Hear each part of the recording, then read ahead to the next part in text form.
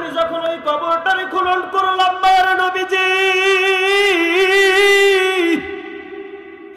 আমি তাকে দেখি ওই যুবতীটা এত সুন্দর, তার সৌন্দর্য দেখে আমি আর নিজেকে কন্ট্রোল করতে পারি নাই।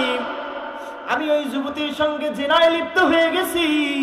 ইয়া রাসূলুল্লাহ, ইয়া হাবিবাল্লাহ, আমি যখন তার গায়ের থেকে জিনা কইরা গায়ের থেকে কাফনটারে উঠাইয়া আমি চলে আসব, ওই সময় গায়েবী আওয়াজ ডাক দিয়া বলে, যুবক রে, আমার পরিবার আমাকে শেষ গোসল দিয়া কত সুন্দর ভাবে আমাকে পবিত্র বানায়া এই কবরের মধ্যে রেখে গিয়েছে। এ যুবক, জিন্দেগিতে কোনোদিন আমার এই শরীর কোনো বেগানা পুরুষ দেখে নাই। আমি মৃত্যুর পরেও তোর কাছে হেফাজত হইতে পারলাম না। এরে যুবক, শুনিয়া রাখ, শুনিয়া রাখ। এ যুবক রে, তোর মৃত্যুবরণ হবে, তুইও দুনিয়া থেকে বিদায় হয়ে যাবি। আজকে আমার সঙ্গে যেই কাজ করলি, কিয়ামতের ময়দানে আমি আমার আল্লাহর আদালতে তোর নামে বিচার দিয়া দিব। নবী আমার যুবকের কথা শুই না বলতেছে, যুবক এমন কাজ করে ফেলছো, তোর চেহারাটাও আমি দেখতে চাই না। এ যুবক, যা, আমার চোখের সামনে থেকে দূর হয়ে যা। নবী সাল্লাল্লাহু আলাইহি ওয়াসাল্লাম, আল উলামা ওয়ারাসাতুল আমবিয়া, ওয়া ক্বালা আলাইহিস সালাতু ওয়াস সালাম, ইন্নাল্লাহা ওয়া মালাইকাতাহু ইউসাল্লুনা আলান নবী يا أيها الذين آمنوا صلوا عليه وسلموا تسليما اللهم صل على محمد وعلى آل محمد كما صليت على إبراهيم وعلى آل إبراهيم إنك حميد مجيد اللهم بارك على محمد وعلى آل محمد كما باركت على إبراهيم وعلى آل إبراهيم إنك حميد مجيد আলহামদুলিল্লাহ, অনেক সংক্ষেপ সময় বহু আলেম ওলামা আপনাদের মাঝে আলোচনা করেছে। বেশি কথা বলবো না, অল্প কথা বললেই বিদায় নিব। আজকে আপনারা বড় ভাগ্যবান। আমার মনে হয় না এতগুলো আলেমের মিলন মেলা আপনাদের এলাকায় হয়েছে, আগে পরে হয়েছে? হয়েছে? আপনারা ভাগ্যবান কিনা? আপনারা আসলেই ভাগ্যবান। এখনো পর্যন্ত রাস্তায় অনেকে ঘোরাফেরা করতেছে, আমি সকলকে বলবো ময়দানে চলে আসেন। আজকের মাহফিল পেয়ে আপনারা খুশি না বেজার? খুশির আওয়াজ এত আসতে হইলে হয়? কোন খুশির আওয়াজ এত আসতে হইলে হয়? খুশি করে ঘাই দিবেন, অজ্ঞান হয়ে পড়ে যাবেন। পারবেন না? পারবেন তো ইনশাল্লাহ। শোনেন শোনেন জামালপুরবাসী, শোনেন শোনেন জামালপুরবাসী, শোনেন দিয়া মন, ভালো লাগলো আজকে রোগো মাহফিল আয়োজন, ভালো লাগলো আজকে রোগো ইসলামী সম্মেলন। কথা কোন ঠিক কিনা?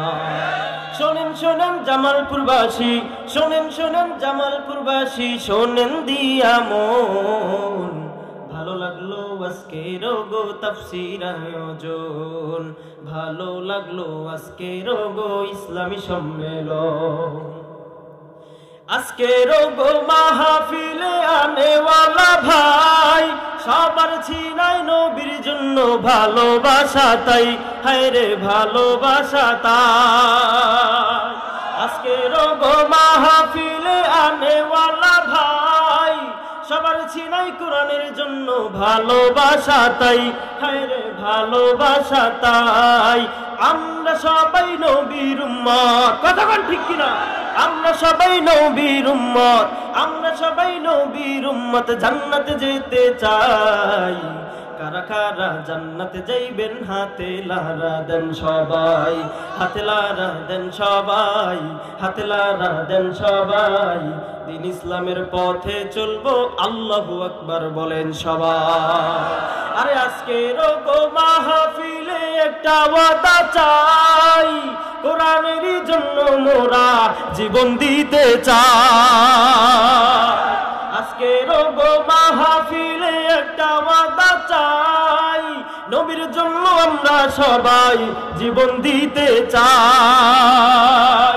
আজকের গো মাহফিলে মুসল্লি সবাই, কারো গায়ে আওয়ামী লীগের বিএমপি তো নাই, হ্যাঁ রে বিএমপি তো নাই। কোরআন নিয়ে নবীর সাথে, কোরআন নিয়ে নবীর সাথে জান্নাত যেতে চাই। কারা কারা জান্নাতে যাইবেন হাতে লারা দেন সবাই। দিন ইসলামের পথে চলবো একটু আস্তে আল্লাহু আকবার বলেন সবাই। ময়দান একটু গরম হয়েছে নাকি? কথা বলতে হবে, আমিও বলবো আপনারাও বলবেন। রাজি আছেন ইনশাআল্লাহ? সম্মানিত হাজিরিন, মুসলমান বন্ধুগণ, গভীর মনোযোগ। আল্লাহ তাআলা রব্বুল আলামিন আপনাকে আমাকে দুনিয়ার মধ্যে পাঠিয়েছে। আল্লাহ তাআলা রব্বুল আলামিন বলে, বান্দা এই দুনিয়ার মধ্যে আমি আল্লাহ তোমাদেরকে পাঠিয়েছি আমার ইবাদত করার জন্য। কার ইবাদত? আল্লাহ তাআলা বলে, ওমা খালাকতুল জিন্না ওয়াল ইনসা ইল্লা লিয়াবুদুন। ও আমার বান্দারা, আমি আল্লাহ দুনিয়াতে এমনি এমনি পাঠাই নাই, আমি পাঠিয়েছি একমাত্র আমি রবের ইবাদত করার জন্য। কথা কোন ঠিক কিনা? কার ইবাদত করতে হবে? আর একটু আস্তে বলেন, কার? কারো ইবাদত করা যাবে না মুসলমান। আল্লাহ তাআলা বলেছে, বান্দা আমি আল্লাহ তোমাকে দুনিয়ার মধ্যে পাঠিয়েছি এমনি এমনি না, আমি আল্লাহ পাঠিয়েছি একমাত্র আমি রবের গোলামি করার জন্য। কথা কোন ঠিক কিনা? মুসলমান ইমানদার আল্লাহর গোলাম, দুনিয়ার মধ্যে এসেছি কিন্তু দুনিয়ার চিরজীবন থাকার জায়গা নয়। এই দুনিয়াকে ছেড়ে আবার চিরবিদায় নিয়ে চলে যেতে হবে। এই দুনিয়ায় কেউ চিরজীবন থাকতে পারবে না। আমার আপনার নবী, মায়ার নবী রাহমাতুল লিল আলামিন দুনিয়ার থেকে বিদায় হয়ে গেছে। আদম নবীও দুনিয়ার থেকে বিদায় হয়ে গেছে। ইব্রাহিম নবীও দুনিয়ার থেকে বিদায় হয়ে গেছে। ফিরআউন, আমার আল্লাহ এত ক্ষমতা দিয়েছিল, ওই ফিরআউন দুনিয়ার থেকে বিদায় হয়ে গেছে। নমরুদ দুনিয়ার থেকে বিদায় হয়ে গেছে। এই দুনিয়া থাকার জায়গা না, কিন্তু এই দুনিয়ার থেকে আমি আপনি যে পরপার কবরের মধ্যে যাব। নবী আমার বলে, ও আমার উম্মতিরা, আল কবরু রাউযাতুম মিন রিয়াদিল জান্নাহ আও হুফরাতুম মিন হুফারিন নার। ও আমার উম্মতিরা রে, এই কবরটারে তোমরা কবর মনে করিও না, এই কবরটা কারো জন্য জান্নাত, আবার এই কবরটা কারো জন্য জাহান্নামের কুয়া। কথা কোন ঠিক কিনা? মুসলমান, আল্লাহ তাআলা তো জানিয়ে দিয়েছে, কুল্লু নাফসিন যায়িকাতুল মাউত। মৃত্যুর স্বাদ গ্রহণ করতে হবে বাবা, মৃত্যু থেকে কেউ পালাইতে পারবে না। দুনিয়ার মধ্যে এসেছি, আল্লাহ তাআলা বলে, ফাযকুরুনি আযকুরুকুম ওয়াশকুরুলি ওয়ালা তাকফুরুন। আল্লাহ তাআলা বলে, ও আমার বান্দারা, দুনিয়ার মধ্যে পাঠিয়েছি আমি আল্লাহ, কিন্তু বান্দা দুনিয়ার মধ্যে গিয়ে আমি আল্লাহকে ভুইলা যাইও না। জোরে কর আল্লাহু আকবার। এই আমার বান্দারা, দুনিয়ার মধ্যে গিয়ে আমি আল্লাহকে ভুলে যেও না, কারণ আমি আল্লাহ তোমাকে ভালোবাসি, তোমাকে মহাব্বত করি, বড় আদরের বান্দা তোমরা। জোরে কর আল্লাহু আকবার। এই আমার বান্দারা, আমি আল্লাহকে স্মরণ করো, আমি আল্লাহ তোমাকে স্মরণ করবো। জোরে কর আল্লাহু আকবার। কেমন মজার কথা আমার মালিক জানায়া দেয়, ও আমার বান্দারা, তুমি আমাকে স্মরণ করো, আমি আল্লাহ তোমাকে স্মরণ করব। ইয়া আইয়ুহাল্লাযীনা আমানুস্তাঈনু বিস-সাবরি ওয়াস-সালাহ। দুইটা জিনিসের মাধ্যমে আমার কাছে সাহায্য চাও। দুইটা জিনিস, এক নাম্বার হইল ধৈর্য, দুই নাম্বার হইল নামাজ। ইন্নাল্লাহা মা'আস-সাবিরিন। আমি আল্লাহ নিশ্চয়ই ধৈর্যশীলদের সাথে আছি। জোরে কন্না সুবহানাল্লাহ। মুসলমান ইমানদার আল্লাহর গোলাম, আল্লাহ যেহেতু বলেছে, বান্দা আমাকে স্মরণ করো, আমি আল্লাহ তোমাকে স্মরণ করব। দুনিয়ার মধ্যে আমি আপনি এসেছি, সামান্য ভুল হইতে পারে, এই দুনিয়া থেকে আপনার আমার বিদায় হয়ে যেতে হবে। কথা কোন ঠিক কিনা? দুনিয়ায় যেহেতু থাকতেই পারবো না, কত গুনাহ করে ফেলেছি, গোপনেও করেছি, প্রকাশেও করেছি, আল্লাহ সব কিছু দেখে। আল্লাহ বলে, বান্দারি কোন সময় কোন কাজটা করো, আমি আল্লাহ সর্ব অবস্থায় তোমার দিকে বান্দা আমি তাকায় আছি। গুনাহ করেছি, তওবা করতে হবে, কারণ তওবা যদি না করে কবরে যাই, ওই কবরটা হয়ে যাবে জাহান্নামের আগুন, ওই কবরটা হয়ে যাবে জাহান্নামের কুয়া। আলেম ওলামারা বয়ান করে, কিন্তু আপনার আমার চোখের মধ্যে পানি নাই। এ বাবা, দুনিয়ার ঘরে যদি আগুন লেগে যায়, ফায়ার সার্ভিসকে ফোন কইরা বলে, ও ফায়ার সার্ভিস আসো, আমার ঘরটা পুড়িয়া যাইতেছে, আগুন পানি দিয়া নিভাইয়া দাও। কথা কোন ঠিক কিনা? কিন্তু আসল বাড়ি, আসল ঘর ওই কবর, 3.5 হাত কবর। এই কবরটাতে যে তোমার আমার গুনার কারণে দাও দাও দাও দাও কইরা আগুন জ্বলতেছে মুসলমান, এই কবরের আগুন যদি নিভাইতে হয়, এই কবরের আগুন যদি নিভাইতে চাও, এই চোখের পানি ছাড়া আর কিন্তু কোনো গতি নাই। কথা কোন ঠিক কিনা? চোখের পানি যদি ফেলাইতেই পারো, আমার আল্লাহ এই চোখের পানির উসিলায় জিন্দেগীর সব গুনাহগুলো মাফ কইরা দিতে পারে। কথা কোন ঠিক কিনা? আমিরুল মুমিনিন ওমর রাদিয়াল্লাহু তাআলা আনহু রাস্তা দিয়া হেঁটা মায়ার নবীর দরবারে মসজিদে নববীর কাছে যাবে, এমতো অবস্থায় দেখতেছে একজন যুবক রাস্তার পাশে বইয়া কান্দে।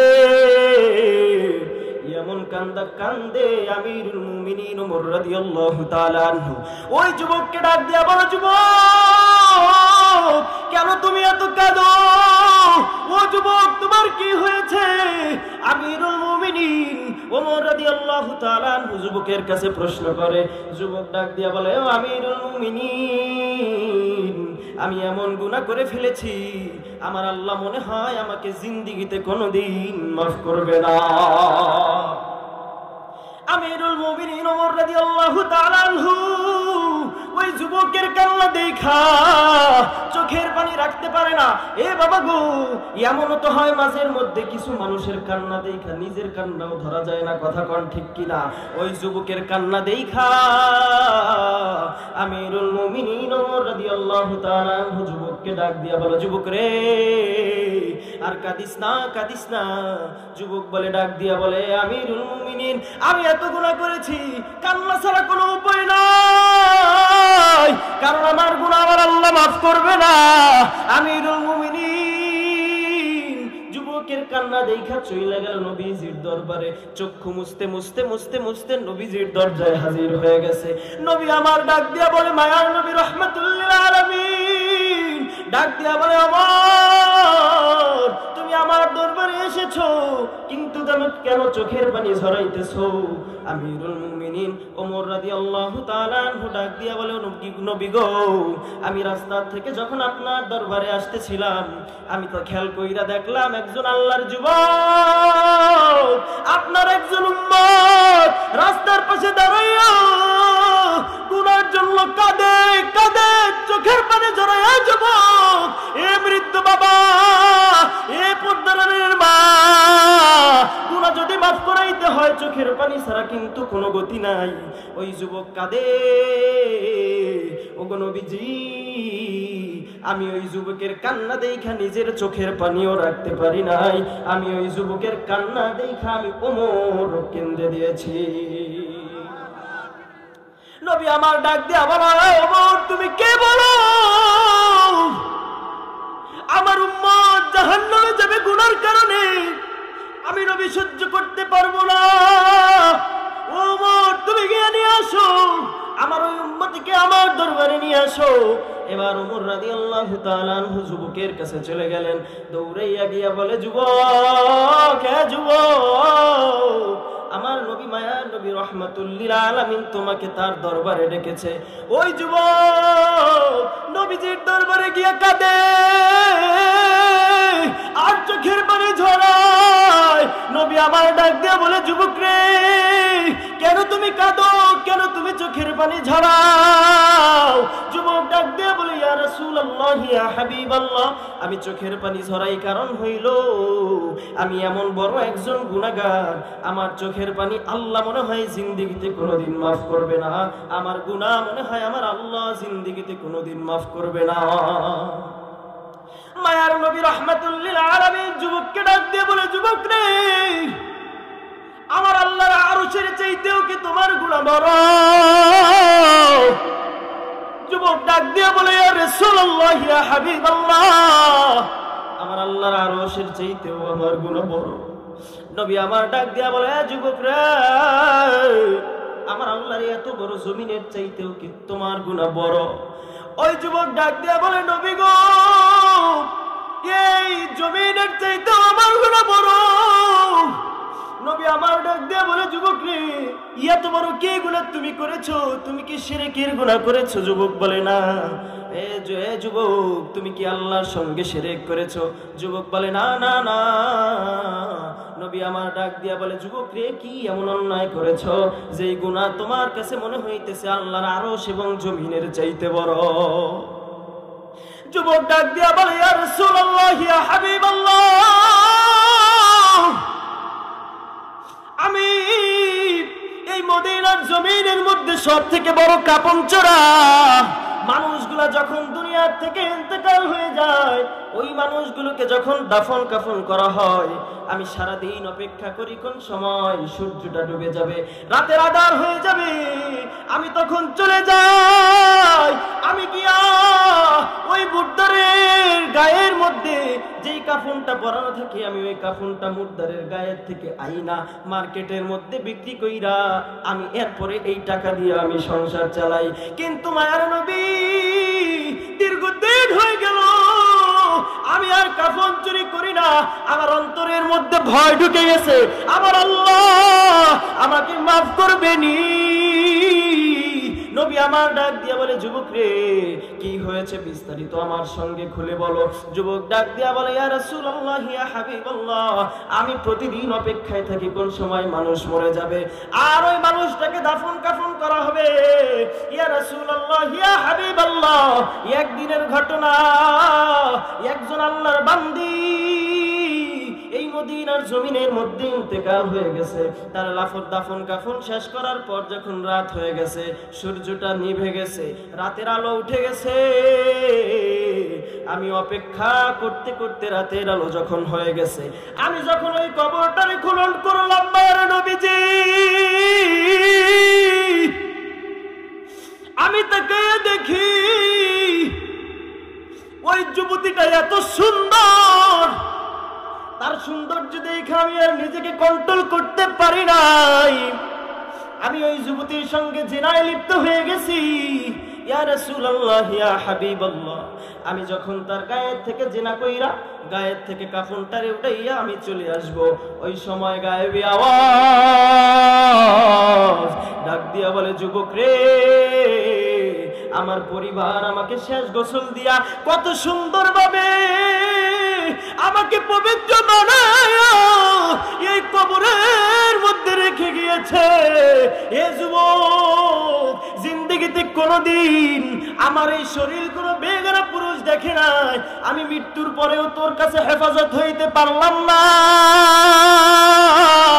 এর যুবক, শুনিয়া রাখ, শুনিয়া রাখ, এ যুবক রে, তোর মৃত্যুবরণ হবে, তুইও দুনিয়া থেকে বিদায় হয়ে যাবি। আজকে আমার সঙ্গে যেই কাজ করলি, কিয়ামতের ময়দানে আমি আমার আল্লাহর আদালতে তোর নামে বিচার দিয়া দিব। নবী আমার যুবকের কথা শুই না বলতেছে, যুবক, এমন কাজ করে ফেলছো, তোর চেহারাটাও আমি দেখতে চাই না।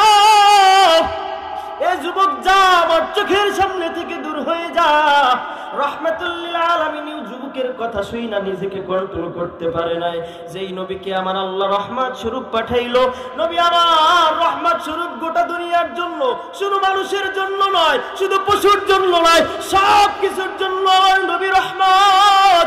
আমার আল্লাহ বলে, ওমা আরসালনাকা ইল্লা রাহমাতুল লিল আলামিন, আমার নবী সকল দুনিয়ার দুনিয়ার সব কিছুর জন্য রহমত।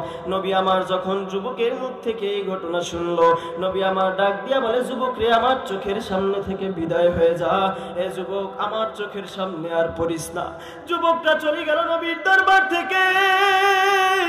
পাহাড়ের চূড়ায় উঠা হাত দুইটা জাগাইয়া আল্লাহকে ডাক দেয়, আল্লাহ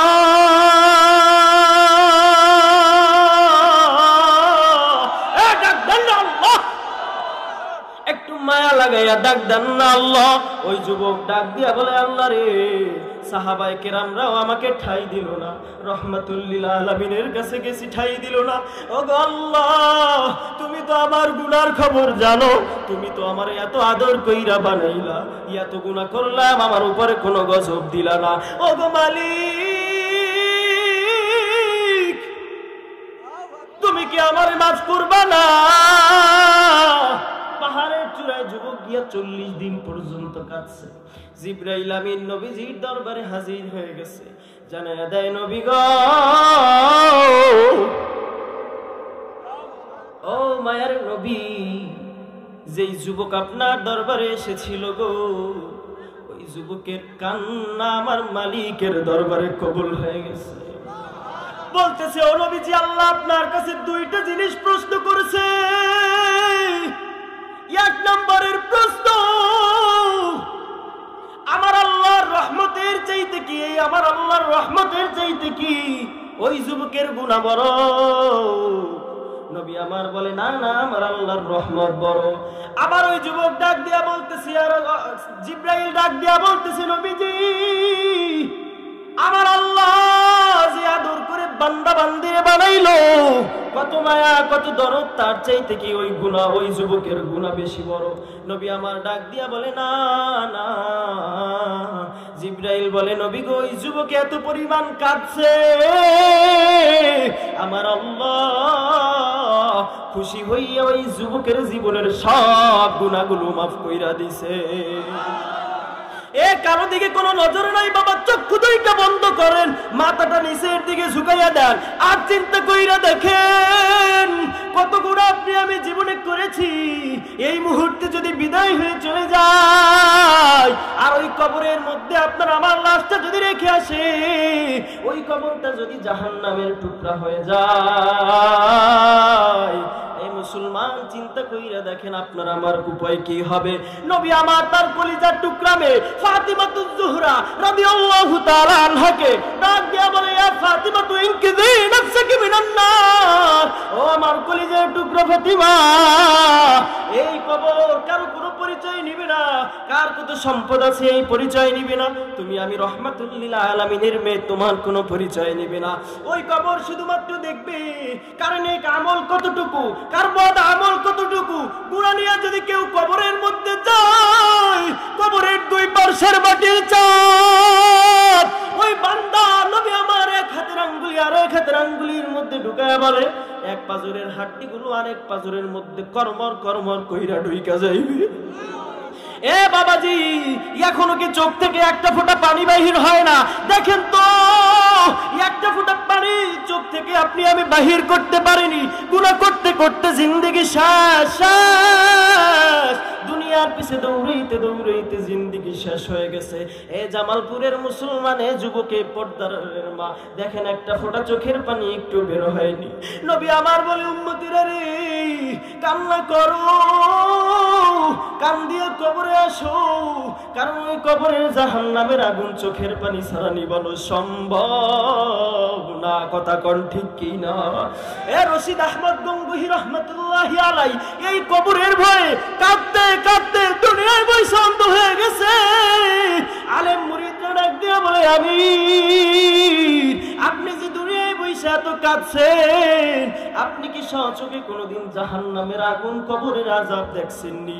আল্লাহওয়ালা ডাক দিয়া বলে, রশিদ আহমদ গঙ্গুহি রহমাতুল্লাহি আলাইহি বলে, ও আমার মুরিদেরা রে, আমি কি আল্লাহর ওই কবরের আযাব না দেখে চোখের পানি ঝরাইছি? এবার আলেম মুরিদরা ডাক দিয়া বলে, ও আল্লাহর ওলি, জানি আল্লাহ তাআলা তার ওলিদেরকে কিছু শক্তি দিয়া দেয়, এটা পার্সোনাল শক্তি। জোরে কন্যা আল্লাহু আকবার। ও আল্লাহর ওলি, বলেন তো ওই দিন কি হয়েছিল, কেমনে আপনি জাহান্নামের আগুন দেখলেন? রশিদ আহমদ গঙ্গোহী রহমাতুল্লাহি আলাইহি, এ বাবা দেখো না কত আল্লাহর বান্দারা চোখের পানি ঝরাইতেছে, কত বাবা মুরব্বি হয়ে গেছে, এরপরেও চোখে পানি। একটু তার কাছে হাত দুইটা ধইরা দোয়া চাও, বলো বাবা আমার মালিক কোন গুনার কারণে জানি বেজার হয়ে রইছে, যার কারণে আমার চক্ষু থেকে একটা ফোঁটা পানি বাহির হয় না। কত মানুষ তাকায়া দেখো ডাইনেও কান্দে, কত মানুষ তাকায়া দেখো বামেও কান্দে, পিছনেও কাঁদে, চোখের পানি ঝরায়। রশিদ আহমদ গঙ্গোহী রহমাতুল্লাহি আলাইহি আলেম মুরিদদেরকে ডাক দিয়া বলতেছো, আমার মুরিদেরা শোনো, আমি রশিদ আহমদ যখনই আমি বাহিরে যাইতাম, যেইখানে কবর দেখতাম, আমি দাঁড়াইয়া কবরের পাশে দাঁড়াইয়া একটু কবরটা জিয়ারত করতাম। একদিনের ঘটনা, আমি যখন সফরের উদ্দেশ্যে যাইতেছিলাম, একটা প্রতিমধ্যে একটা কবর আমার সামনে বাঁধলো, আমি দাঁড়াইয়া কবরটার সামনে নিয়ে যখন নাকি জিয়ারত করব, আমি টের পাইলাম ওই কবর থেকে আগুনের মতো একটা তাপ বাইরে আমার শরীরটা ঘামিয়ে গেছে। এই বাবার চোখে কেন পানি নাই? একটু দেখেন, একটা ফোঁটা পানি চোখ থেকে বের হয়নি। আল্লাহ ওয়ালারা বলেন এই চোখের নিচে আমার আল্লাহ রহমতের একটা বাটি লাগাইয়া আছে। এই চোখের পানি যদি পড়িয়া যায়, কেউ টুপি দিয়া মুছবেন না, কেউ রুমাল দিয়া মুছবেন না, টিস্যু দিয়া মুছবেন না। এ বাবা আমি এখনই শেষ কইরা দিব। রশিদ আহমদ গঙ্গোহী রহমাতুল্লাহি আলাইহি বলে, ও আমার মুরিদেরা শোনো,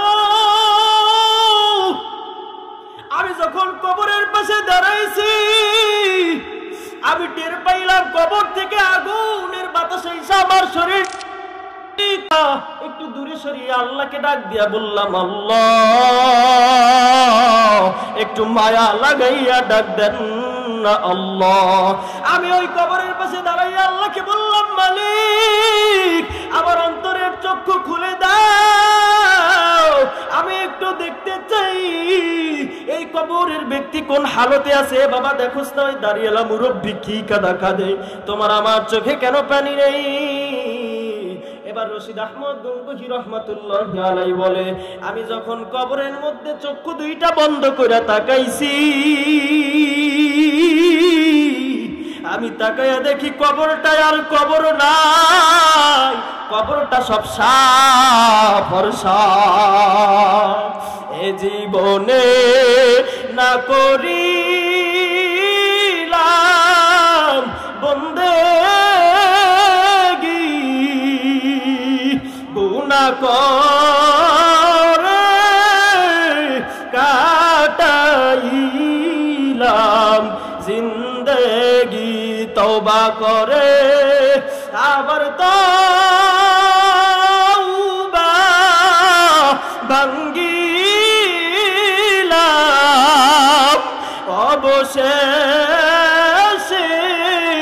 খাঁটি তওবা করিলাম। এ যুবক রে, রশিদ আহমদ গঙ্গোহী রহমাতুল্লাহি আলাইহি ডাক দিয়া বলে, ও আলেম মুরিদরা শোনো, আমি যখন কবরের মধ্যে নজর দিয়া তাকাইছি, আমি দেখি ওই কবরটা কবর নয়, ওই কবরটা সাপ আর সাপ। আমি দেখি ওই ব্যক্তিটা কবরের মধ্যে শুয়ে রয়েছে, আর সাপগুলো শরীরটা এমন ভাবে পেঁচাইয়া ধরছে, হাড্ডিগুলো করমর করমর করে ভেঙে যায়।